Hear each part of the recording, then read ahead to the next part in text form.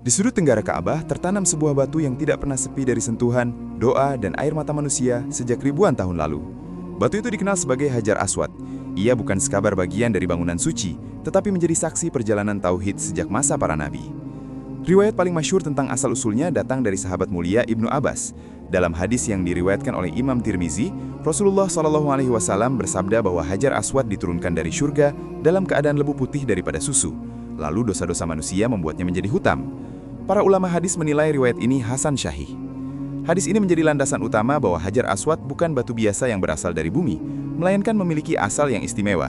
Namun para ulama Ahlus Sunnah menegaskan, kemuliaannya bukan untuk disembah atau diagungkan secara berlebihan, melainkan karena ia bagian dari syariat yang Allah tetapkan. Sebagian riwayat juga menyebutkan bahwa batu ini turun pada masa Nabi Adam, lalu kemudian ditempatkan kembali saat pembangunan Ka'bah oleh Nabi Ibrahim dan Nabi Ismail. Namun detail kronologinya tidak semuanya memiliki sanad yang sekuat riwayat Ibnu Abbas. Karena itu, dalam pembahasan yang sahih, yang dipegang adalah dalil yang jelas dan kuat. Perubahan warna Hajar Aswad sering menjadi bahan pertanyaan. Apakah benar dosa manusia menghitamkannya? Para ulama menjelaskan bahwa makna hadis tersebut menunjukkan pengaruh spiritual dan simbolis. Ia menjadi pengingat bahwa dosa meninggalkan bekas, bukan hanya pada hati manusia, tetapi bahkan pada simbol-simbol ibadah. Meski berasal dari syurga, Hajar Aswad tetaplah makhluk. Ia tidak memberi manfaat dan tidak pula menolak mudarat dengan sendirinya. Inilah prinsip tauhid yang dijaga para sahabat. Batu itu mulia karena perintah Allah dan karena Rasulullah SAW menciumnya, bukan karena zatnya memiliki kekuatan gaib. Sejak awal sejarahnya, Hajar Aswad sudah menjadi bagian dari perjalanan ibadah manusia. Ia menjadi penanda tawaf, titik awal dan akhir putaran mengelilingi Ka'bah. Dari generasi ke generasi, dari zaman para nabi hingga hari ini, ia tetap berada di tempat yang sama, menjadi saksi bahwa tauhid tidak pernah berubah. Ini menjadi fondasi untuk memahami bahwa pembahasan tentang Hajar Aswad bukan kisah mistis, melainkan bagian dari sejarah wahyu dan syariat. Setelah masa awal manusia berlalu, Allah Subhanahu wa Ta'ala memerintahkan pembangunan kembali rumah ibadah pertama di muka bumi. Perintah itu diberikan kepada Nabi Ibrahim bersama putranya, Nabi Ismail. Di lembah tandus Mekah yang saat itu belum menjadi kota ramai seperti sekarang, keduanya meninggikan fondasi Ka'bah. Al-Quran mengabadikan momen itu dalam surah Al-Baqarah ayat 127 ketika Nabi Ibrahim dan Nabi Ismail meninggikan dasar-dasar Baitullah seraya berdoa agar amal mereka diterima. Ini menunjukkan bahwa pembangunan Ka'bah bukan sekedar proyek fisik, melainkan ibadah yang penuh ketundukan dan doa. Dalam proses itulah Hajar Aswad diletakkan pada salah satu sudut bangunan. Para ulama menjelaskan bahwa batu tersebut menjadi tanda dimulainya tawaf. Posisi ini bukan kebetulan, melainkan bagian dari tuntunan wahyu. Dengan adanya penanda, umat manusia memiliki titik awal yang jelas dalam mengelilingi Ka'bah. Riwayat-riwayat sejarah menyebutkan bahwa ketika bangunan Ka'bah hampir selesai, Nabi Ibrahim memerlukan sebuah batu khusus untuk menandai sudut tersebut. Nabi Ismail kemudian mencarikannya. Hajar Aswad pun ditempatkan di sudut timur Ka'bah sebagai bagian dari struktur bangunan, bukan sebagai hiasan, melainkan sebagai syiar. Sejak saat itu, setiap orang yang tawaf memulai putarannya dari tempat tersebut. Tradisi ini berlanjut hingga masa Nabi Muhammad SAW, bahkan diperkuat dengan praktik beliau sendiri ketika menunaikan tawaf. Penting dipahami, pada masa Nabi Ibrahim dan Nabi Ismail, Mekah belum menjadi pusat perdagangan atau kota besar. Ia hanyalah lembah sunyi. Namun justru dari tempat sunyi itulah tauhid ditegakkan kembali. Ka'bah dibangun bukan untuk bangsa tertentu, melainkan sebagai rumah ibadah bagi seluruh manusia. Dengan demikian, Hajar Aswad tidak berdiri sendiri dalam sejarah. Ia menyatu dengan kisah pembangunan Ka'bah, dengan doa Nabi Ibrahim, dengan perjuangan Nabi Ismail, dan dengan misi tauhid yang diwariskan hingga akhir zaman. Berabad-abad setelah pembangunan Ka'bah oleh Nabi Ibrahim dan Nabi Ismail, bangunan suci itu mengalami kerusakan akibat banjir besar yang melanda Mekah. Suku Quraisy sepakat untuk merenovasi Ka'bah. Mereka membangunnya kembali dengan harta yang dianggap bersih, tidak bercampur riba atau hasil kezaliman. Pekerjaan berjalan lancar hingga tiba pada satu titik yang paling sensitif. Siapa yang berhak meletakkan kembali Hajar Aswad ke tempatnya? Setiap kabilah merasa paling pantas mendapat kehormatan itu. Perdebatan memanas. Riwayat menyebutkan bahwa perselisihan itu hampir berubah menjadi pertumpahan darah. Masing-masing kelompok membawa senjata dan mereka siap berperang demi sebuah kehormatan simbolik. Dalam keadaan tegang itu, mereka sepakat untuk menyerahkan keputusan kepada orang pertama yang masuk melalui Masjidil Haram. Takdir Allah mempertemukan mereka dengan seorang yang dikenal luas karena kejujurannya, Nabi Muhammad SAW, yang saat itu belum diangkat menjadi nabi dan berusia sekitar 35 tahun. Ketika beliau memasuki area tersebut, orang-orang Quraisy berseru, "Ini Al-Amin." Mereka percaya kepada integritasnya. Mereka menceritakan persoalan yang sedang terjadi dan meminta beliau memberi solusi. Dengan kebijaksanaan yang menenangkan suasana, Nabi Muhammad meminta sehelai kain. Hajar Aswad diletakkan di tengah kain itu. Lalu beliau meminta setiap pemimpin kabilah memegang salah satu sisi kain tersebut. Bersama-sama mereka mengangkatnya hingga sampai ke sudut Ka'bah. Setelah itu Nabi Muhammad sendiri yang mengambil batu itu dan meletakkannya pada posisinya. Dengan satu keputusan sederhana, potensi perang besar berhasil dihindari. Peristiwa ini menunjukkan beberapa hal penting. Pertama, kedudukan Hajar Aswad di mata masyarakat Arab saat itu memang sangat dihormati. Kedua, Allah telah mempersilapkan Nabi Muhammad bahkan sebelum masa kenabian dengan reputasi akhlak dan kebijaksanaan. Ketiga, solusi beliau tidak memihak satu kelompok, melainkan merangkul semuanya. Sejak saat itu, posisi Hajar Aswad kembali kokoh di sudut Ka'bah dan kehormatan meletakkannya tidak menjadi sumber perpecahan, melainkan menjadi simbol persatuan. Setelah diangkat menjadi Rasul, Nabi Muhammad SAW tidak menghapus keberadaan Hajar Aswad. Justru beliau menegaskan kedudukannya dalam ibadah tawaf. Setiap kali tawaf di Ka'bah, beliau memulai dari Hajar Aswad, menciumnya jika memungkinkan, atau mengusapnya, atau memberi isyarat dari kejauhan ketika kondisi padat. Dari sinilah para ulama menetapkan bahwa mencium atau mengusap Hajar Aswad adalah sunnah, bukan kewajiban. Jika tidak memungkinkan karena padatnya jemaah, cukup dengan memberi isyarat sambil bertakbir. Syariat ini menunjukkan kemudahan dalam Islam dan tidak memaksakan sesuatu yang bisa membahayakan diri. Salah satu penjelasan paling tegas tentang posisi Hajar Aswad datang dari sahabat mulia Umar bin Khattab. Ketika beliau mencium Hajar Aswad, beliau berkata, "Sesungguhnya aku tahu engkau hanyalah batu. Engkau tidak dapat memberi manfaat dan tidak pula menolak mudarat. Kalau bukan karena aku melihat Rasulullah SAW menciummu, niscaya aku tidak akan menciummu."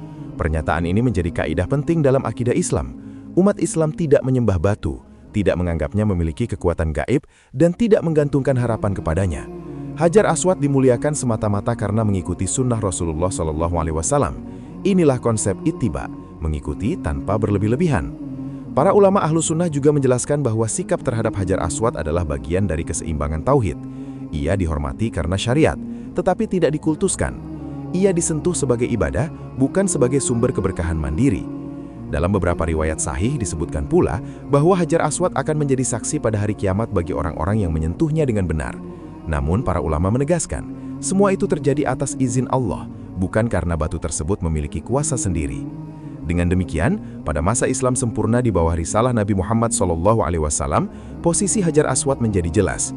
Ia adalah syiar ibadah, simbol ketaatan, dan bagian dari manasik haji serta umroh, tetapi tetap dalam koridor tauhid yang murni.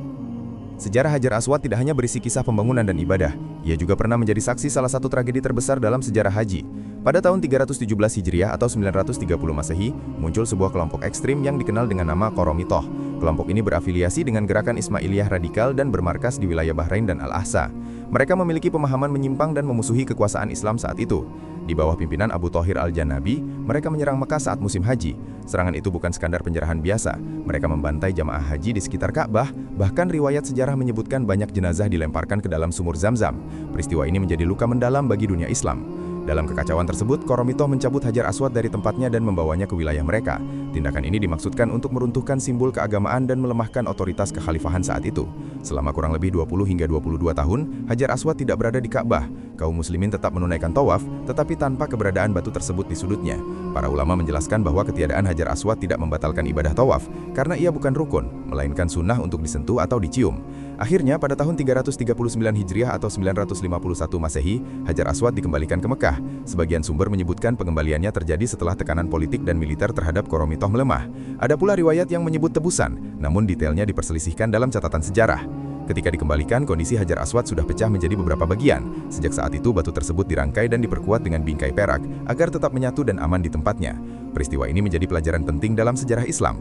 Bahkan simbol paling suci pun pernah dirampas, tetapi ibadah tetap berjalan. Tauhid tidak runtuh hanya karena satu benda hilang. Ka'bah tetap menjadi kiblat dan haji tetap dilaksanakan. Dari tragedi ini tampak jelas bahwa kemuliaan Hajar Aswad bukan karena ia tidak bisa disentuh atau dirusak, melainkan karena ia bagian dari syariat yang dijaga Allah hingga hari ini.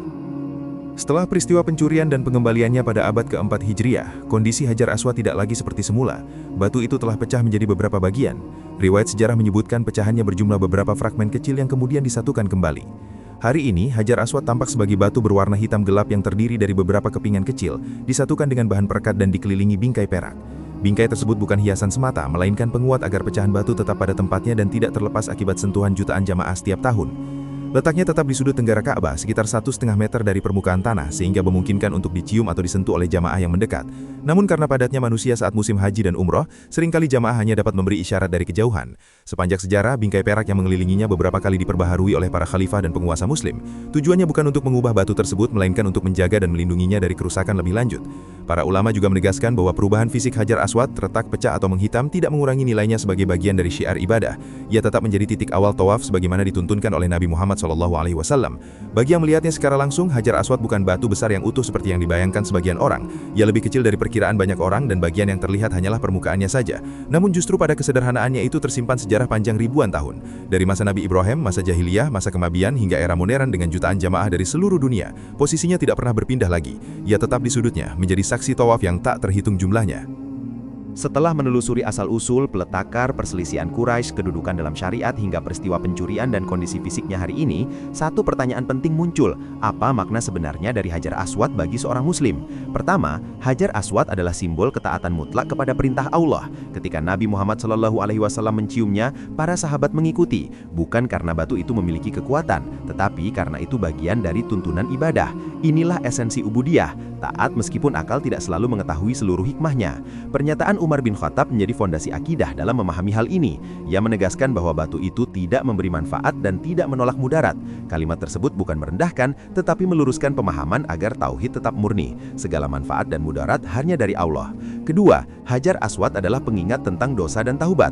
Riwayat yang menyebut bahwa ia dahulu lebih putih daripada susu, lalu menghitam karena dosa manusia mengandung pelajaran mendalam. Dosa meninggalkan bekas, bukan hanya pada hati, tetapi juga pada simbol-simbol yang Allah jadikan sebagai pelajaran. Ketiga, ia adalah simbol persatuan umat. Dari masa Nabi Ibrahim hingga hari ini, jutaan manusia dari berbagai bangsa, bahasa, dan warna kulit berkumpul di satu titik yang sama di Ka'bah. Mereka memulai tawaf dari tempat yang sama, bergerak dalam putaran yang sama, menghadap Tuhan yang sama. Tidak ada perbedaan derajat kecuali takwa. Keempat, sejarah pencuriannya mengajarkan bahwa syiar bisa dirusak secara fisik, tetapi tidak bisa dihilangkan dari hati orang beriman. Selama lebih dari 2 dekade, Hajar Aswad tidak berada di tempatnya, tawaf tetap dilakukan.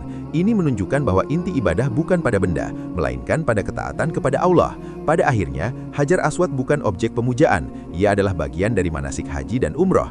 Ia dimuliakan karena wahyu, dijaga karena syariat, dan dihormati karena sunnah. Sejarahnya mengajarkan keseimbangan antara cinta kepada simbol agama dan ketegasan menjaga tauhid, antara mengikuti sunnah dan menghindari sikap berlebihan, antara menghormati dan tidak mengkultuskan. Dengan demikian, pembahasan tentang Hajar Aswad bukan sekedar kisah batu dari surga, melainkan perjalanan panjang tauhid dari para nabi hingga umat akhir zaman.